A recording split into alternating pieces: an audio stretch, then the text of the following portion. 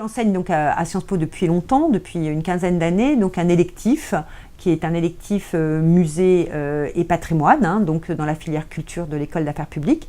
Je mène cet enseignement avec ma collègue et amie Béatrice Sarrazin. On commence par une introduction, on pose quelques bases historiques, c'est vrai, sur l'évolution à la fois du patrimoine et des musées dans les siècles passés. Des contenus historiques et puis des séances sur place. Au musée du Louvre, au Macval, au musée Jacques Marandré, également au château de Versailles et enfin au Louvre-Lens. Donc vraiment des expériences très différentes pour rencontrer des professionnels de la culture et aussi pour que les étudiants puissent se préparer à entrevoir la variété de ces métiers de la culture. C'est un peu à la grecque, ça veut dire qu'on va voir des musées, voir comment ils fonctionnent, on apprend en marchant. Les étudiants viennent d'horizons un peu différents, certains ont déjà un cursus intéressant de stage culturel dans les musées, d'autres viennent plutôt pour l'aspect du plaisir et de la découverte. Je suis en alternance cette année au musée Guimet, le musée national des arts asiatiques, donc j'avais peut-être une certaine appétence pour le monde muséal à la base. C'est un des cours où on a eu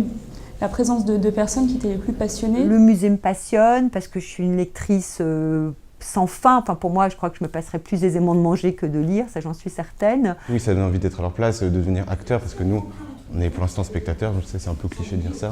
Il y a la différence entre acteur et spectateur, mais oui, ça donne envie d'être acteur de ce monde-là, c'est clair. Je ne sais pas s'ils rêvent de la même carrière de conservateur, mais je pense qu'ils rêvent souvent de rentrer ensuite dans un musée. Oui, on les fait rêver. Quelle question difficile.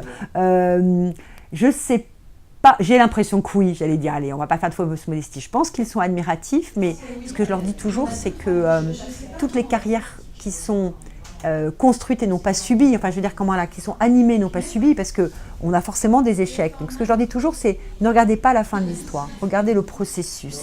Et dites-vous que c'est vous qui êtes maître de votre destinée, c'est vous qui allez faire ce que vous voulez faire. C'est aussi une question de posture, voilà. Et vraiment, moi je suis très contente de cette relation avec les étudiants. Je ne sais pas si eux m'admirent, mais moi je les admire beaucoup, j'ai beaucoup d'estime pour eux et c'est un grand plaisir pour moi.